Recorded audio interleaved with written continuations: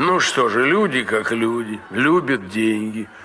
А впрочем, так всегда было. Человечество любит деньги, из чего бы они ни были сделаны, из кожи ли, бумаги ли, бронзы, золота.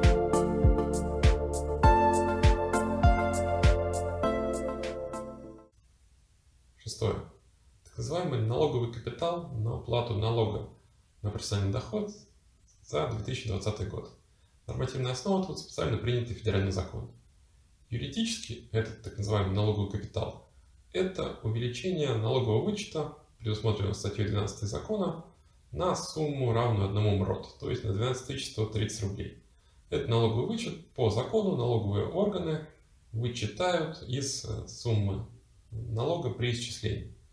То есть юридически налоговый капитал – это вообще не есть средства, которые находятся в собственности государства или налогоплательщиков или еще кого бы то ни было. Это просто условная цифровая величина. И мы говорим просто об одном из элементов налога, порядке его исчисления. Соответственно, получается так. У лица возник объект обложения, дальше определяется сумма налога, определяется с учетом всего того, что требует закон, в том числе с использованием вот этого вот налогового вычета. И потом уже итоговая сумма налога будет той суммой налога, которую нужно уплатить, исполняя свою конституционную обязанность. Отношения, все, которые тут возникают, они, само собой, налоговые. Да что тут предлагать? А то пишут, Конгресс, немцы какие-то, голова пухнет. Взять все, да и поделить. Седьмая мера поддержки. Снижение страховых взносов субъектам малого и среднего предпринимательства. Нормативная основа – федеральный закон, которым установлено, что взносы, которые будут платиться начиная с апреля этого года, будут платиться по новым тарифам сниженным. Давайте посмотрим опять-таки на ситуацию под конституционно-правовым, не побоюсь этих слов, углом зрения. Есть субъекты, плательщики, они ведут деятельность, у них возникает объект обложения. Они исчисляют фискальный платеж, исчисляют по действующим правилам, в том числе по действующим ставкам тарифов. И определяется сумма взносов, которую нужно заплатить. Строго говоря, как мне кажется, тут вообще сложно сказать, что их даже освободили от каких-то расходов. Потому что сама обязанность заплатить взносы, то есть понести расход, она возникает вот в той сумме, которую мы посчитали с применением действующих ставок. Да, ставки ниже, чем были раньше. Это же не значит, что кто-то что-то расходует. Это с одной стороны. За последнее время доходы нашего государства уменьшились. После того, как был введен налог на воздух, вы стали меньше дышать. Это возмутительно! Но, с другой стороны, можно и по-другому взглянуть на ситуацию. У государства есть такое понятие налоговые расходы. Это не просто какой-то сленг, это юридический термин. В прошлом году утверждены постановлением правительства специальные правила оценки этих налоговых расходов. Налоговые расходы по контексту этого документа – это вообще налоговые льготы. То есть идея такая. Государство решило разобраться, кому оно налоговых льгот предоставляло, какие из этих налоговых льгот у государства выпадающие доходы, ну и достигают ли налоговые льготы тех целей, ради которых они, собственно, вводились. Соответственно, все льготы они должны быть посчитаны, в специальный перечень включены, и должно быть оценено, сколько выпадающих доходов на каждую льготу приходится. Тут получается, что правоотношения по оценке этих льгот – это правоотношения организационные. Возникают они между органами исполнительной власти. То есть частные лица тут вообще не участвуют. Результатом этих правоотношений что будет?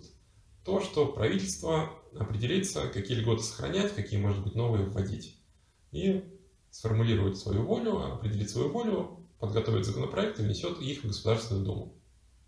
Таким образом, на политическом уровне, да, наверное, можно говорить о неком таком налоговом расходе. Но опасно было бы перенести этот же подход на уровень конкретного правоприменителя. И еще посмотрите, тут какая может быть проблема? Вот сейчас для оценки налоговых расходов, расход, он же льгота, это то, что меньше стандартной действующей ставки. Вот скажем, по налогу на прибыль у нас сейчас ставка 20%.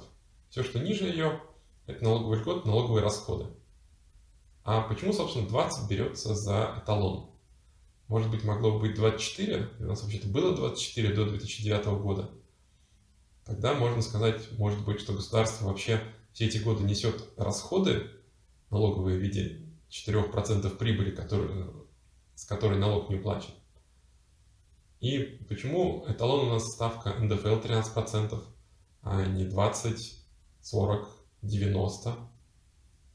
Вроде бы демагогический вопрос, но я думаю, многие из вас, коллеги, сталкивались с тем, что конкретные налоговые инспекторы, при всем уважении к этой полезной профессии, и даже иногда, увы, конкретные судьи, смотрят на налогоплательщика так, как будто налогоплательщик, применив налоговый вычет, воспользовавшись льготой, посчитав свой налог, как будто он что-то вот прямо лично от этого правообременителя скрыл и лично у него что-то забрал.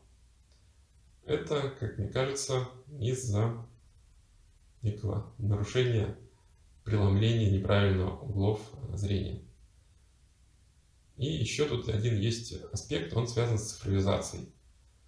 Федеральная налоговая служба заслуженно гордится тем, что она сейчас все больше действует как цифровая сервисная компания.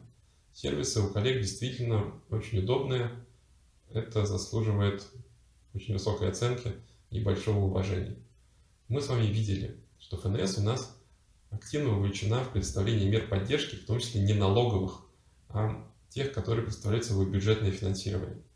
И все это реализуется через одни и те же цифровые сервисы, личные кабинеты, приложение «Мой налог» и так далее.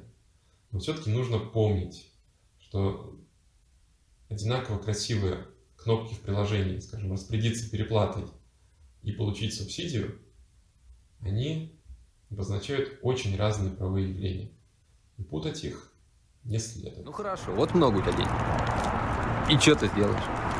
Куплю всех. И меня?